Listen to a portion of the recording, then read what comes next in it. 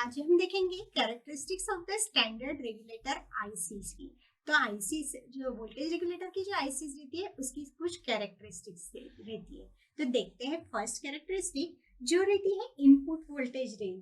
तो जो input voltage range है वो over which the switching regulator, जो भी स्विचिंग रेगुलेटर है उसके ऊपर हम इनपुट वोल्टेज रेगुलेटर देखते हैं, ऑपरेट करते हैं। तो ये जो इनपुट वोल्टेज रेंज है वो कुछ भी मैक्सिमम वोल्टेज या फिर ऑपरेटेबल जो मिनिमम वोल्टेज का रिक्वायरमेंट रहेगा उस हिसाब से हमें सेट करनी रहती है। तो रेगुलेटर आईसी की जो इनपुट वोल्टेज रेंज है वो हम एडजस्ट भी कर सकते हैं बाय द स्विचिंग रेगुलेटर से। एडजस्टेबल रेगुलेटर से और स्विचिंग रेगुलेटर से हम उसको फिक्स कर सकते हैं। एडजस्टेबल रेगुलेटर से उसकी वैल्यू वोल्टेज रेंज जो है उसको वेरी कर सकते हैं।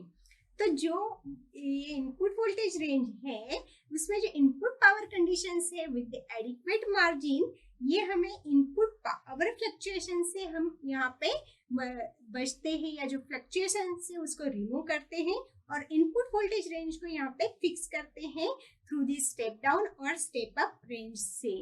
तो नेक्स्ट कैरेक्टरिस्टिक्स है हमारी आउटपुट वोल्टेज रेंज। तो जो आउटपुट वोल्टेज रेंज है ये एस्टेब्लिश होती है फॉर द आउटपुट के लिए बाय द स्विचिंग रेगुलेटर से। आउटपुट वोल्टेज रेंज जो है तो स्विचिंग रेगुलेटर आईसी से वो एस्टेब्लिश की जाती है, आउटपुट वोल्टेज डिसाइड किया जाता है और ये एक एडिक्वेट मार्जिन प्रोवाइड करता है रिलेटिव टू द वोल्टेज। जो भी वोल्टेज हमें सेट करना है उसके अकॉर्डिंग ये एक रिलेटिव मार्जिन प्रोवाइड करता है आउटपुट वोल्टेज रेंज। नॉर्मली जो वोल्टेज है वो less than the internal reference voltage जो रहता है उससे कम हमें सेट नहीं करना रहता है। रेफरेंस वोल्टेज से हमेशा आउटपुट वोल्टेज की रेंज हमें इंक्रीज रखनी पड़ती है, बड़ी रखनी पड़ती है। नेक्स्ट कैरेक्टरिस्टिक्स है आउटपुट करंट। तो आउटपुट करंट जो है वोल्टेज रेगुलेटर आईसी का जो आउटपुट करंट है वो हमें आउटपुट और depends on the ability of the switching transistor. जो स्विचिंग ट्रांजिस्टर की एबिलिटी रहती है और आउटपुट की स्टेट रहती है, जो अमाउंट ऑफ हीट जनरेटर की कैपेसिटी रहती है उसके अकॉर्डिंग आउटपुट करंट हमें सेट करना पड़ता है। तो ये भी एक एडिक्वेट मार्जिन प्रोवाइड करता है।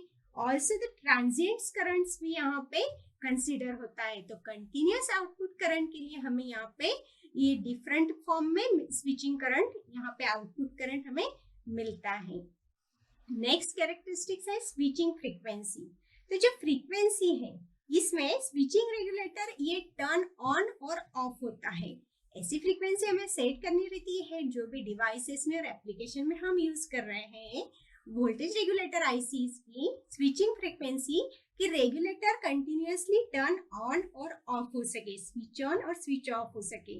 तो जैसे इन केस ऑफ हम पीडब्ल्यूएम में देखें, जैसे पल्स विड्थ मॉड्यूलेशन में देखें, तो यहाँ पे फिक्स करना पड़ता है ये हमें फ्रीक्वेंसी को। और पीएफएम में अगर देखते हैं तो यहाँ पे फ्रीक्वेंसी फ्लक्चुएट्स होती रहती है depending on the prevailing condition के अकॉर्डिंग।